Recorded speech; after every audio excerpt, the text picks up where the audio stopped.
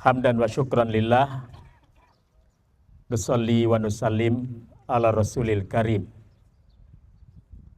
wa ala alihi wa sahbihi wa man tabi'ahum bi ihsanin ila yaumiddin.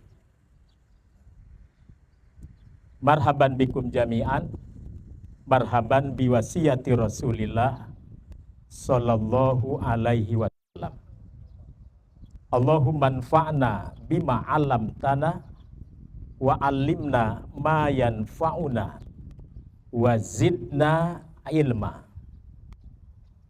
Amsayna wa amsal mulku lillah wal izzatu wal qudratu lillah. Amsayna ala fitratil Islam wa kalimatil ikhlas wa ala dini nabiyina Muhammadin sallallahu alaihi wasallam. Yang sama-sama kita hormati para pengurus Sivitas Akademika Sekolah Tinggi Ilmu Dakwah Muhammad Natsir bersama keluarga besar plus para karyawan yang turut hadir dalam kesempatan yang penuh barokah ini. Yang kedua, rasa syukur kita panjatkan kepada Zat Ilahi Rabbi dengan berkumpulnya para jawara literasi, insan dakwah yang sangat diharapkan sekali oleh umat, ditunggu oleh umat, dan kembali kepada umat. Di antara sekian respon, Baginda Rasulullah sallallahu alaihi wasallam sebagaimana dijelaskan oleh para sahabat ridwanullah alaihim ajmain, para tabi'in yang menceritakan para sahabat bagaimana respon Nabi kalau berjumpa dengan para penuntut ilmu. Maka yang keluar dari lisan Rasulullah adalah kalimat marhaban biwasiyati Rasulillah sallallahu alaihi wasallam. Oleh karena itu, saya ingin meniru baginda Nabi, berjumpa dengan antum semua, para penuntut ilmu, para pegiat literasi, para rijalud dakwah, marhaban biwasiyati Rasulillah sallallahu alaihi wasallam. Selamat datang, selamat berjumpa ahli wasiat Rasulullah sallallahu alaihi wasallam.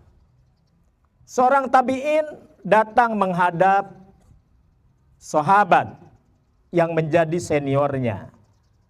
Mengapa Nabi kalau berjumpa dengan kadernya, beliau mengucapkan marhaban biwasiyati Rasulillah? Maka sahabat ini bertanya, dijawab, sahabat ini menjawab pertanyaan juniornya. Kata sahabat, ya siapa lagi yang akan menjadi ahli waris Rasulullah setelah Rasul meninggal? Setelah Rasul meninggal, setelah Rasul wafat, ya para sahabat. Setelah para sahabat wafat, ya tabi'in. Terus mudah-mudahan kita termasuk dalam barisan sanad perjuangan literasi itu. Jadi saudara-saudara, agar tidak berpanjang kalam dan tidak terlampau mengawang-awang, saya simpulkan dalam kesempatan apel siaga dakwah ini dengan mengambil tema jihad literasi, obor peradaban yang tak boleh padam. Ada tulisan yang saya pernah goreskan, judulnya Jihad dan Ilmu Jihad. Jihad ilmu dan ilmu jihad. Nanti antum baca, jihad ilmu dan ilmu jihad.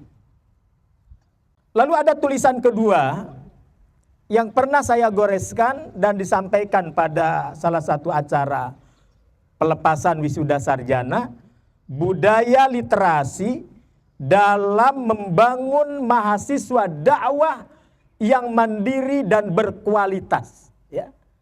Nanti cari tulisannya, budaya literasi dalam mewujudkan mahasiswa dakwah yang mandiri dan berkualitas. Nanti cari. Kemudian tulisan ketiga, Anda bisa baca tulisan kami, judulnya di samping jihad ilmu dan ilmu jihad, juga ada tulisan yang menggambarkan disiplin ilmu mana yang tidak boleh kita tinggalkan. Ya. Disiplin ilmu mana yang dianggap penting oleh seluruh ulama dari zaman ke zaman. Lalu apa respon kita dalam merespon peradaban yang semakin berkembang?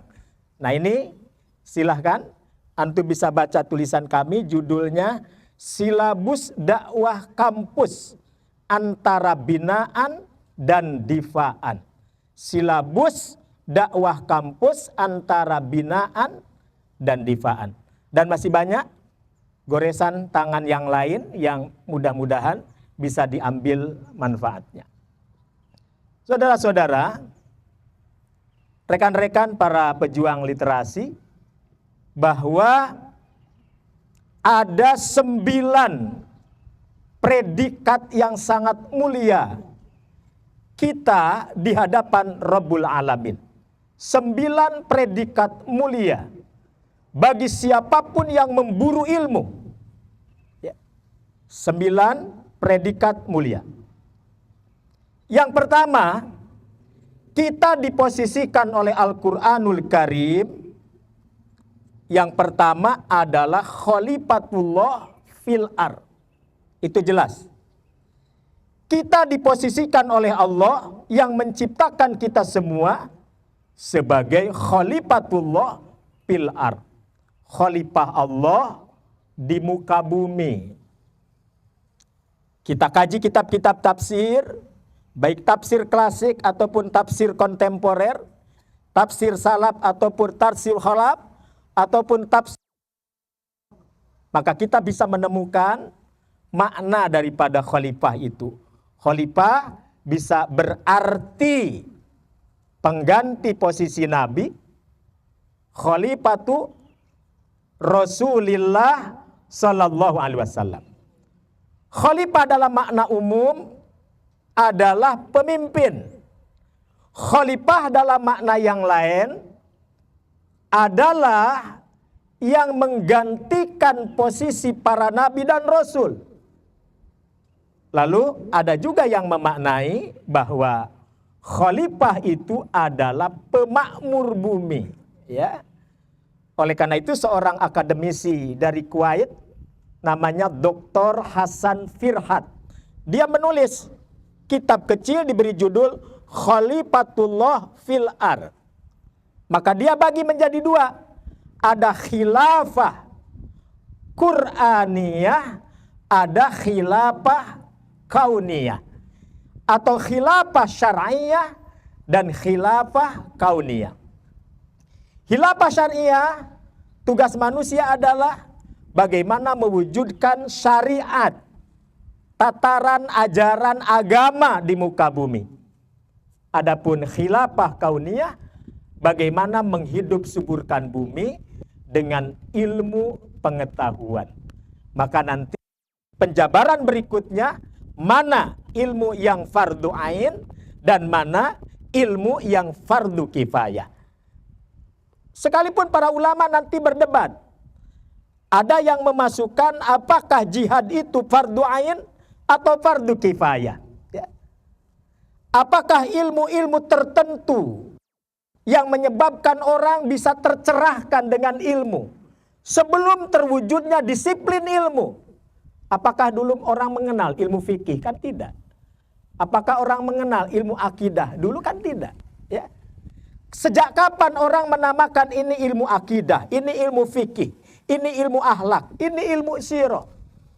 Nah itu kalau dalam pandangan seorang profesor Turki, Açıkgeng Arslan, bahwa ilmu lahir memiliki tingkatan-tingkatan. Baik yang sifatnya kauniyah ataupun syar'iyah, yang fardu ain ataupun fardu kifayah, dua-duanya menjadi syarat mutlak bagi siapapun yang dipercaya oleh Rabbul Alamin sebagai khalifatullah fil ard. Nah, mudah-mudahan kawan-kawan ini, para kader ini, rijalud dakwah ini, para taliban ini benar-benar menjadi bagian yang tak terpisahkan dari sekian orang yang dipercaya menjadi khalifatullah fil ard. Nah, itu yang pertama ya. Jadi catat baik-baik, posisi kita di mata Allah, predikat kita adalah khalifatullah fil ard. Yang kedua, siapa kita? Kita adalah insan ulul albab. Wa ma yadzakkaru illa ulul albab. Seorang ahli falsafat ilmu dari Mesir. Seorang ahli falsafat ilmu dari Mesir, namanya Dr. Muhammad Asy-Syarqawi. Beliau menulis kitab sangat bagus sekali ya. Beliau menguraikan dalam kitab itu kenapa Allah membedakan antara akal, qalbun, fuadun, sadrun. Beda-bedakan ya. Akal, qalbun, sadrun, fuadun, lubbun. Nah, ada lubbun. Imam Ibnu Mandur dalam kitabnya Lisanul Arab. Berapa jilid Lisanul Arab? Berapa jilid Lisanul Arab? Pokoknya lebih 10 jilid ya. Lisanul Arab. Nah, ketika membahas lam, di situ ada kata lubbun. Sumiyal lubbu bil lubbi li'annahu ruhul akal. Dikatakan lub, itu artinya ruhnya akal. Jadi akal tingkat tinggi itu namanya lub. Orang yang memiliki lub itu disebut ulul albab. Wa ma yadzakkaru illa ulul albab. Jangan ngaku intelektual, jangan ngaku akademisi, jangan ngaku kaum terpelajar. Kalau dengan ilmunya, makin tinggi ilmu, makin tidak beradab. Makin tinggi ilmu, makin menentang Allah. Makin tambah gelarnya, makin sombong di hadapan Allah Rabbul Alamin. Karena sumiyal lubbu bil lubbi li'annahu ruhul akal. Jadi akal tingkat tinggi itu ada pada lub. Jadi harapan kita semua adalah insan ulul albab. Ya. Semua kita sebagai insan ulul albab. Nah, kita bukan sekedar ulul akli, orang yang memiliki akal. Tapi akal tingkat tinggi, namanya lub. Bagaimana para ulama menjabarkan tingkatan-tingkatan hati, tingkatan-tingkatan akal. Profesor Syed Najib Al-Atas berupaya keras untuk tidak pernah memisahkan antara kekuatan akal dan kekuatan hati. Jadi antara akal yang ditempatkan di kepala dan hati yang ditempatkan di dalam dada, Syed Najib Al-Atas mencoba untuk tidak pernah memisahkan. Karena ini merupakan syai'an layan pasilan. Dua hal yang tidak boleh terpisah. Nah ini ya. Yang satu intelektus, yang satu spiritual. Dua-duanya harus jalan. Ketika orang tersesat akalnya, seperti sebagian kaum filosof, ketika orang tersesat hatinya, seperti kaum mutasawwifah, ya. Atau yang disebut-sebut sebagai kaum mistisisme, okultisme. Nah, itu semua tidak bisa dilepaskan dari keterpelesetan akal dan keterpelesetan alam rasa. Nah, pengkajian terhadap alam akal dan alam rasa ini luar biasa. Ini tugasnya ulul albab. Siap jadi ulul albab? Ya, siap ya, insya Allah. Siap jadi ulul albab. Yang ketiga, posisi kita di mata Allah di samping khalifatullah fil ar, insan ulul albab, dan yang ketiga kita disebut-sebut sebagai ta'ifatun liyatafaqahu fiddin. Satu kelompok yang mendalami agama. Al-Hafidz Imam Ibnu Katsir menyebut, apa bedanya alim dengan faqih? Beliau mengatakan al-faqih yakni al-alim ad-daqiq, berilmu dan mendalam. Ya. Maka tidak semua ulama disebut faqih. Ya. Kadang-kadang makna ulama itu bisa maknanya alamah dalam makna ilmuwan secara umum, ulama dalam makna khusus yakni mutafaqih fiddin. Nah ini ta'ifah liyatafaqahu fiddin. Lihat Imam Asy-Syaukani ketika menafsirkan ayat surat At-Taubah. Ayat berapa? Ayat 122. Sama dengan Al-Hafidz Imam Ibnu Katsir, sama dengan Mustafa Al-Maraghi, sama dengan Sayyid Muhammad Rashid Ridho, bahwa ayat ini turun berkenaan dengan dua peristiwa sekaligus. Satu-satunya ayat yang beriringan ada di tengah ayat-ayat jihad. Ini adalah ayat menuntut ilmu. Ya. Surat At-Taubah hakikatnya kata para ulama ahli tafsir kelanjutan daripada surat Al-Anfal. Dr. Abdullah Azzam merampungkan tafsir surat At-Taubah, merampungkan tafsir surat Al-Anfal. Itu beliau menulis tafsir di tengah-tengah desingan peluru. Jadi kalau musim libur, Dr. Abdullah Azzam, asli Palestina, doktor usul fikih, alumni Azhar, dia dikenal akademisi, ahli usul fikih, tapi dia juga pandai memanggul senjata. Ya. Pandai memanggul, kalau sekedar manggul kayaknya kita juga bisa ya. Nah, pandai menggunakan senjata. Maka setiap hari libur dia ajak anak-anaknya yang laki-laki untuk piknik dengan bapaknya kemana? Ke medan perang Afgan. Nah, jadi kalau hari libur, kapan hari libur anaknya? Dibawa piknik, bukan ke Ancol, ya. Tapi ke medan Afgan. Banyak peristiwa yang ditemukan di medan Afgan. Sambil merenung, sambil menulis di atas desingan peluru. Ayatul Rahman fi jihadil Afgan. Ayat-ayat Ar-Rahman turun di medan perang Afghanistan. Maka bagi dia menjawab kepada dunia bahwa menulis tidak perlu waktu ketenangan. Kenapa gak nulis-nulis? Belum tenang nih pikirannya. Kapan kalian bisa tenang? Ya. Selama kalian tidak bisa tenang, selama ini pula kalian tidak akan bisa menulis. Nah, Dr. Abdullah Azzam membuktikan di tengah desingan peluru kendali musuh, ya, di tengah sniper musuh, dan akhirnya dia gugur di medan tempur, dibidik oleh seorang pengkhianat melalui telepon genggamnya, ya, dan hancur tentu saja. Nah, beliau masih sempat menulis Ayatul Rahman fi jihadil Afgan, dan karya spektakulernya 3 jilid. Tarbiyah Jihadiyah. Pernah dibedah?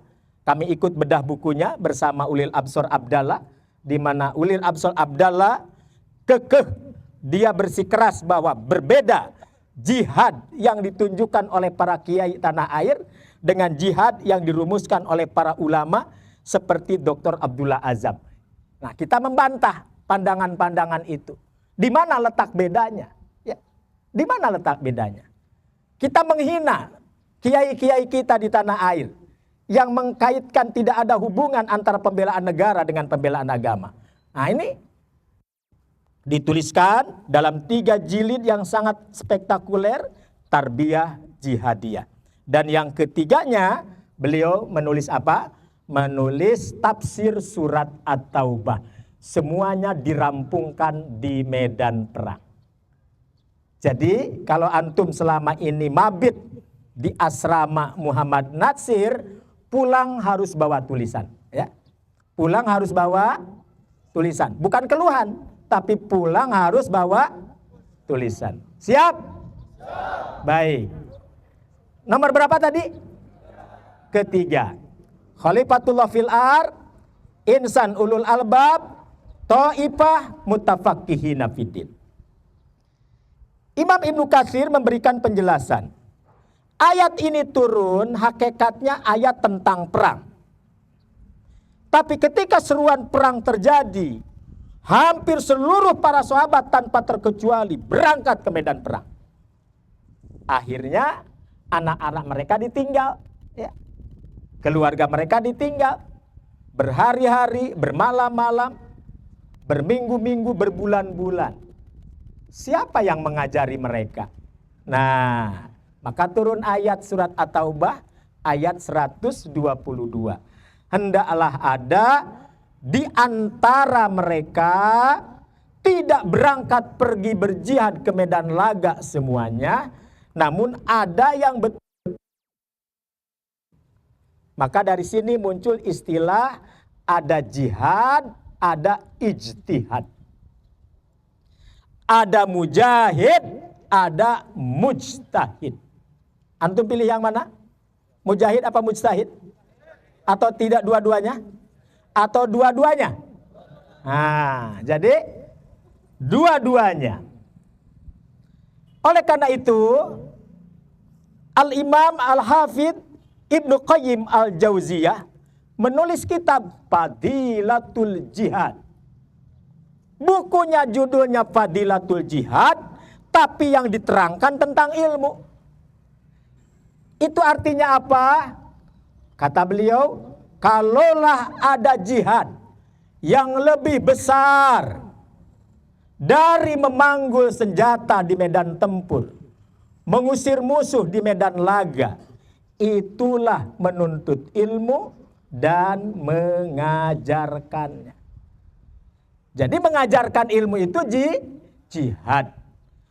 Supaya itu benar-benar terasa jihad, maka ilmu harus dihadirkan. Jangan ilmu kemana, pikiran kemana. Hati di mana, akal di mana. Ya. Nah, jadi harus dihadirkan. Ketika akal dan pikiran, hati bersatu menjadi satu, maka akan melakukan temuan yang hadir, dilihat, manfaatkan. Sesuatu yang hadir itu disebut hadoroh. Maka buka kitab-kitab kamus. Apa arti hadoroh? Hadoroh artinya peradaban Islam. Ini yang dimaksud oleh siapa? Imam Muhammad Abduh, al-Islamu dinun hadoroh. Islam itu adalah agama yang menjunjung tinggi peradaban. Jadi keliru kalau mencoba memisah-misahkan antara agama dengan peradaban. Keliru membenturkan antara fikih dalil dengan fikih kenyataan. Ini keliru, ya. Keliru. Allah yarham Pak Natsir mengajarkan dua sisi fikih. Beliau mengistilahkan tafaqquh fiddin, tafaqquh finnas. Nah, ini istilah beliau. Tafaqquh fiddin, tafaqquh finnas. Kita mendalami agama untuk kemaslahatan hidup. Manusianya juga harus apa itu manusia, ya. Nah, oleh karena itu saudara-saudara, maka menjadi thaifah mutafaqqihin. Al-Hafidh Imam Ibnu Katsir ketika menafsirkan ayat itu, hukumnya sama-sama fardu kifayah. Yang ada adalah bagaimana memetakannya, bagaimana membagi tugasnya, siapa yang jihad duluan ke medan laga, siapa yang menjadi kuncen ilmu, siapa yang mau memelihara melestarikan ilmu, siapa yang mau duluan jihad di jalan Allah. Jadi tinggal memilih. Maka tidak membedakan antara yang pergi dengan yang duduk. Nah, itu tidak dibeda-bedakan dalam agama. Jadi tidak menjadi sebuah kelehan, ya, tidak sebuah menjadi nyinyiran bahwa oh ini ulamanya ulama haid, ulama nifas, ulama toharoh. Kalau ini ulama jihad, kalau ini ulama demo dan lain sebagainya. Ini bentuk-bentuk nyinyiran yang tidak boleh terjadi di kalangan akademisi Muslim. Ya, nomor keberapa? Keempat. Nomor keempat, kita diposisikan oleh Allah Rabbul Alamin sebagai ahlul karomah dan ahlul khosyah sekaligus. Nah, jadi 4, 5 sekaligus ya. Keempatnya ahlul karomah, kelimanya ahlul khosyah. Fadilatul Syekh Abdurrahman, siapa yang mengarang Taisir Karimir Rahman min Kalamil Manan? Syekh Abdurrahman As-Sa'di. Kata Syekh As-Sa'di, kenapa disebut ahlul karomah? Kenapa disebut ahlul khosyah? Ini bentuk penafsiran dari innama yakhsyallaha min ibadihi al-ulama. Tidak ada di antara hamba-hamba Allah di muka bumi yang paling takut di hadapan Allah, ya mereka ahli ilmu. Ya. Nah, makanya kenapa disebut ahlul karomah? Karomatan li ulumihi. Kenapa disebut ahlul khosyah? Khosyatan li imanihi. Seseorang bisa mulia karena ilmunya. Seseorang bisa menjadi sangat takut di hadapan Allah, takut karena keimanannya. Ya. Syekh Nasir Sa'di menguraikan dalam Taisir Karimir Rahman min tafsiri Kalamil Manan. Ya. Populer tafsir ini. Nah, silakan dikaji ulang lagi karena kita sedang ngomongin literasi. Ya.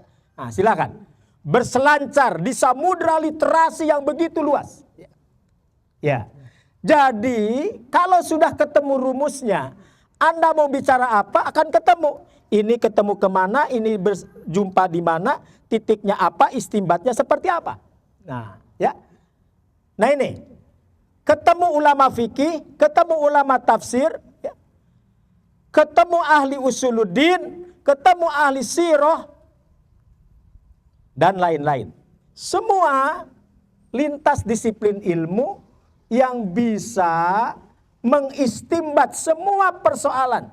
Betapa kayanya ilmu-ilmu keislaman. Saya setuju tadi qori kita menghaturkan ayat surat Al-Qalam, ya. Surat literasi Nun wal qalami wa ma yasturun. Saudara-saudara, ahlul khosyah, ahlul karomah. Nomor 4, nomor 5. Keenamnya, ya. Keenamnya, kita diposisikan oleh Nabi sebagai ahlul wasiat.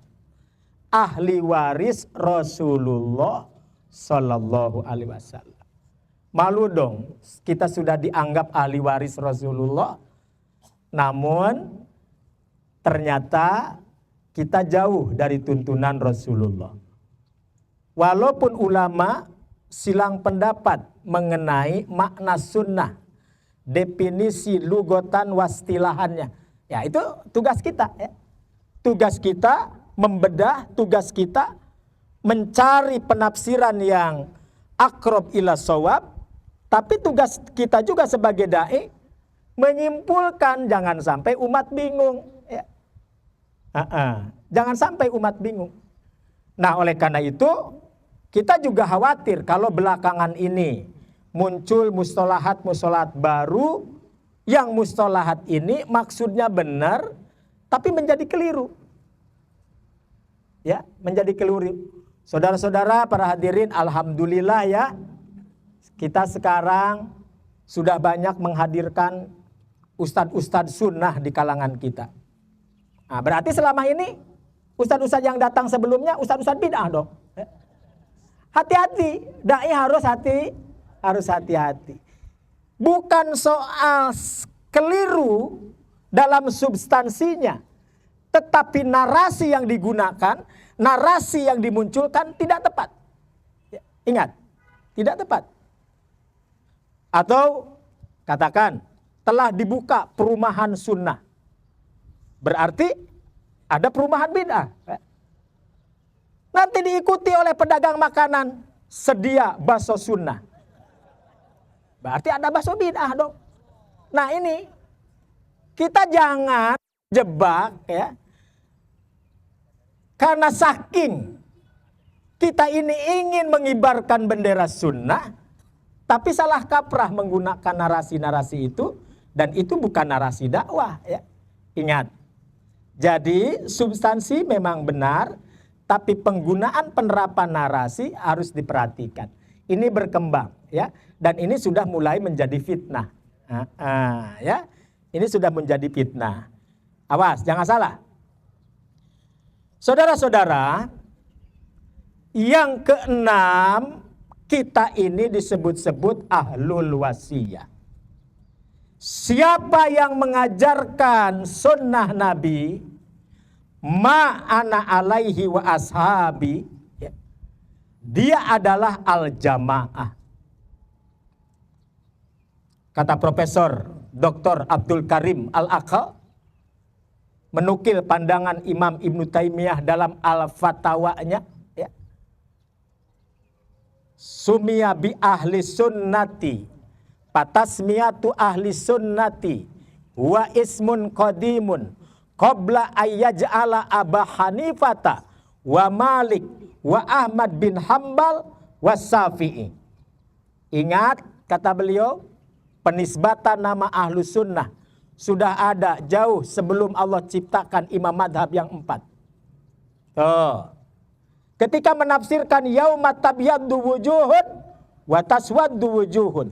Manhum, siapa mereka? Hum wujuhu ahli sunnah. Tuh. Cuma memang waktu itu belum menjelma menjadi suatu nama. Ya. Nah ini hati-hati, jangan terjebak dengan fitnah-fitnah semacam ini. Kami pernah diundang dan kami mengkritisi, kami juga menulis. Waktu itu tulisan saya diterima oleh Profesor Dr. Atok Mudhor, Kepala Litbang Kementerian Departemen Agama waktu itu. Ya. Yang mengundang tidak kurang 10 profesor. Ya. Semua berbicara tentang Ahlus Sunnah dari berbagai sisinya. Tapi sangat disayangkan di satu sisi sepakat menjadikan tanah Melayu menjadi rantau Ahlus Sunnah, tapi di sisi lain dia menegasikan perjuangan tokoh-tokoh tertentu untuk disebut sebagai Ahlus Sunnah. Nah ini. Dr. Muhammad Salam sampai menulis bagaimana rinciannya, dan dia melakukan studi kritik yang sangat mendalam terhadap dirosah manhajiyah. Ya, studi kritik terkait manhaj yang ada di dalam menafsirkan hadis-hadis ibtiraqul ummah. Nah, jadi kita ini sudah disebut-sebut sebagai ahlul wasiyah. Maka apa beban hidup kita, beban tanggung jawab kita yang telah disebut-sebut sebagai ahlul wasiyat? Wasiat Rasulullah yang mana? Nah, makanya tadi Nabi setiap kali berhadapan, Nabi mengucapkan kalimat marhaban biwasiyati Rasulillah sallallahu alaihi wasallam. Selamat datang, selamat berjumpa, wahai para pemegang ahli waris Rasulullah sallallahu alaihi wasallam. Siapa mereka? Maka dijawab oleh sahabat, mereka adalah yang akan menggantikan tugas posisi kenabian. Dia bukan nabi, bukan rasul, tapi menggantikan posisi kenabian di dalam menjalankan tugas-tugas dakwahnya. Baik, nomor keberapa sekarang? Ketujuh. Ketujuh, kita diposisikan sebagai alimun Rabbani. Alimun Rabbani. Antum baca kitab yang ditulis Syekhul Mujaddid Al-Imam Muhammad bin Abdul Wahab, judul kitabnya Fadlul Islam. Fadlul Islam. Itu yang satu. Yang kedua, antum baca goresan Imam Ibnu Qayyim, jilid pertama, uraian dari kitab induk Miftahu Dari Sa'adah. Kitabul ilmi, fadluhu, ahkamuhu, wa adabuhu. Ya. Kitabul ilmi, fadluhu, ahkamuhu, wa adabuhu. Nah, menyebut para penyampai kebenaran yang ngajarin ngaji bocil-bocil, yang ngajarin ngaji orang-orang dewasa, emak-emak, semua siapapun yang tersentuh dengan ilmu yang diberikan, selama itu adalah ilmu yang hak, maka orang ini berhak mendapatkan gelar sebagai insan robani. Kalau dia berilmu, bukan hanya sebatas insan, tapi dia alim. Maka kata Imam Ibnu Qayyim, dia alimun Rabbani. Abdullah bin Mas'ud, Imam Ibnu Mardaweh menyebutkan siapa saja generasi Rabbani itu. Satu, kata beliau, adalah fuqaha, orang-orang yang mendalami khusus agama. Dia adalah berhak mendapatkan peringkat pertama sebagai manusia-manusia Rabbani. Yang kedua, al-ulama, umum, ahli ilmu umum. Ya. Termasuk mutafaqih ada di dalamnya. Termasuk ilmu dunia ada di dalamnya. Karena kata Imam Ibnu Taimiyah, yang membedakan ahli ilmu mutafaqih fiddin dengan orang-orang ilmuwan yang menemukan ilmu pengetahuan, ilmu dunia, bedanya cuma dua. Apa bedanya? Dalam hal menemukan sumbernya. Ada yang muhaddadah bi kitabillahi wa sunnati nabiyhi, ada yang ghairu muhaddadah min ghairi kitabillah wa sunnati. Fokus dengan kitab Allah dan sunnah Nabi, itu namanya muhaddadah. Kalau bukan dari kitab Allah dan sunnah Nabi, itu namanya ghair muhaddadah. Itu yang membedakan klasifikasi, spesifikasi ilmu dunia dan ilmu syar'i. Tapi dua-duanya dalam rangka mencapai posisi seseorang menjadi alimun Rabbani. Karena alimun Rabbani di samping fuqaha, ulama, yang ketiganya hulama. Orang-orang yang memiliki jiwa yang lembut. Dan yang keempat hukama. Ya, hukama. Orang-orang yang memiliki tingkatan kebijakan yang sangat tinggi. Kalau dalam bahasa Pak Adian, hikmah itu ilmu di atas ilmu. Atau dalam bahasa para ahli ilmu, ilmu yang terverifikasi. Artinya bukan sekedar ilmu, ya, tapi ilmu yang melahirkan kebijakan. Makanya kebijakan disebut hikmah. Ya, nah ini. Jadi fuqaha, ulama, hulama, hukama, dan yang ketiganya adalah mereka adalah orang-orang yang bertakwa. Orang-orang yang senantiasa menghiasi hidupnya dengan ketakwaan. Dan yang kedelapan, sebagaimana yang sering kita sebut, posisi kita di mata Allah adalah ad-da'i ilallah. Saya tidak akan mengurai panjang terkait dengan ad-da'i ilallah, karena ini sudah sering disampaikan. Atau singkat katanya, antum tinggal baca tausiah terakhir Pak Natsir ketika beliau menyampaikan tausiah terakhirnya di atas pembaringan ketika sakit. Bukunya kecil banget, lalu diberi judul Ad-Da'i Ilallah. Nah itu disampaikan ketika beliau sedang sakit. Ya. Dan yang terakhir, yang ke-9, Khodimul Ummah. Posisi kita adalah Khodimul Ummah, pelayan umat. Oleh karena itu, saudara-saudara, maka lengkap sudah posisi kita. Ya.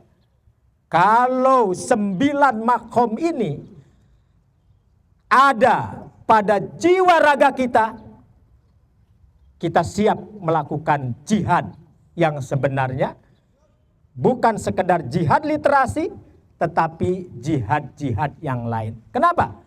Karena saya percaya dengan ucapan Imam Ibnu Taimiyah, la islama illa bil hujjah wal jihad.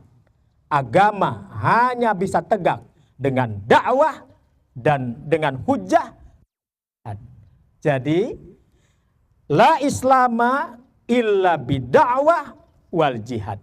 Agama hanya bisa tegak dengan dakwah or jihad. Kemudian Sayyid Muhammad Rashid Ridho sebagaimana banyak dinukil oleh salah seorang sepuh kita, ya. Namanya Kiai Haji Muhammad Rusyad Nurdin, sudah meninggal. Orang ketiga setelah Pak Natsir, atau seringkali disebut orang ketiga. Pak Natsir, Pak Rasidi, Rusyad Nurdin. Pak Rusyad Nurdin paling sering menyampaikan kalimat yang dinukilkan dari Syed Muhammad Rashid Ridho. La islama illa bidda'wah wala da'wata illa bil hujjah wala hujjata ma'a baqa'i taqlid. La islama illa bidda'wah, Islam tidak akan tegak kecuali dengan dakwah, wala da'wata illa bil hujjah. Dakwah tidak berarti apa-apa kalau tidak dikawal dengan hujjah, dengan argumen yang benar. Wala hujjata ma'a baqa'i taqlid. Dan hujjah juga tidak menjadi berarti apa-apa kalau umatnya diselimuti dengan taklid. Artinya apa? Tugas kita memang masih banyak gitu ya. Jadi bukan satu pintu tugas kita, tapi harus dari berbagai pintu. Min abwabin mutafarriqah, dari pintu yang berbeda-beda. Bagaimana kita bisa mengusung dakwah ilallah secara paripurna. Baik, terakhir Ikhwani Fiddin Azakumullah, insya Allah antum termasuk orang yang mendapatkan kesempatan dan mendapatkan anugerah di sisi Allah. Tidak semua orang bisa mematkan dirinya untuk memiliki sanad perjuangan kepada tokoh besar sekaliber Pak Natsir. Ya. Namun sekali lagi, kita diciptakan oleh Allah ke muka bumi bukan untuk menjadi seorang nasiris, tapi kita diciptakan ke muka bumi untuk menjadi Islamis dengan perantara orang-orang hebat, mulai sahabat, tabi'in, tabi'ut tabi'in, sampai orang-orang yang mengikuti jejak mereka. Di antara tokoh kita yang kita kenal adalah Allah yarham Dr. Muhammad Natsir. Ya, itu include ya, automatically, sesuatu yang otomatis. Jadi jangan direkayasa. Oleh karena itu, saya setuju dengan ungkapan seorang ahli hadis abad ini. Dia pejuang, dia komandan perang, dia juga ulama, dia juga pengkritik hadis yang hebat, dia yang menjatuhkan argumen-argumen orientalis Prancis seperti Joseph Scott dan kawan-kawannya runtuh di tangan dia. Namanya Dr. Muhammad Mustafa As-Sibai. Beliau menulis kitab, nama kitabnya Min Waroi Hadaratina. Peradaban kita dari masa ke masa. Peradaban kita dari masa ke masa. Beliau mengingatkan di akhir kalimatnya. Apa kata beliau? Bernostalgia terlalu berlebihan. Itu cirinya orang pemalas. Antum punya masa lalu? Antum punya masa lalu? Masa lalu antum, masa depan suram atau membanggakan? Membanggakan, alhamdulillah ya. Nah, jadi nostalgia dengan masa lalu secara berlebihan itu ciri orang pemalas. Catat baik-baik. Namun menghilangkan kebaikan dan keburukan masa lalu, menegasikan kebaikan dan keburukan masa lalu, itu ciri orang bodoh. Mending disebut bodoh, mending disebut malas. Dua-duanya bukan pilihan. Maka beliau tawarkan yang ketiga. Kata beliau, jadilah orang yang mampu berdamai dengan masa lalu. Ambil kebaikan darinya dan siapkan menyongsong peradaban yang lebih gemilang di masa yang akan datang. Oleh karena itu, saya tutup dengan kalimat walikulli zamanin hadaratun walikulli hadaratin tariqatun wa minhajun.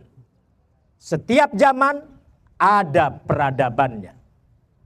Setiap peradaban ada metode dan ada panduan bagaimana menaklukkan peradaban itu. Jadilah antum semua menjadi bagian dari pemecah persoalan, bukan menumpuk persoalan. Jadilah menjadi problem solver, bukan menjadi orang yang menambah beban masalah yang jauh lebih besar. Saya teringat Ustadz Suhada Bahri sekitar tahun 90-an mencoba keliling perguruan tinggi di Timur Tengah, ke Madinah, ke Riyadh, atas nasihat dari Allah yarham Pak Nasir. Sampaikan kepada mahasiswa-mahasiswa kita di Timur Tengah. Jangan merasa di atas menara gading seolah-olah semuanya serba selesai. Ada setumpuk pekerjaan dakwah di tanah air sedang menunggu kalian. Maka hendaklah cepatlah kalian pulang dan bantu saudara-saudara kita di tanah air, bantu ustadz-ustadz kita di tanah air, jadi orang yang mampu memecahkan persoalan, bukan menambah persoalan. Saya percaya antum dengan niatan yang tulus, dibimbing oleh orang-orang yang tulus, mudah-mudahan. Jangan lupakan, saya ingin menjadi bagian dari barisan antum semua. Seperti syair Hamka terhadap Natsir, atau syair Natsir terhadap Hamka. Ya. Dua-duanya tidak mau ditinggalkan dalam barisan jihad yang sama-sama dalam satu irama, tabuhan genderang yang sama, ya. Ritme perjuangan yang sama. Karena hakikatnya hidup adalah perjuangan. Maka kenapa?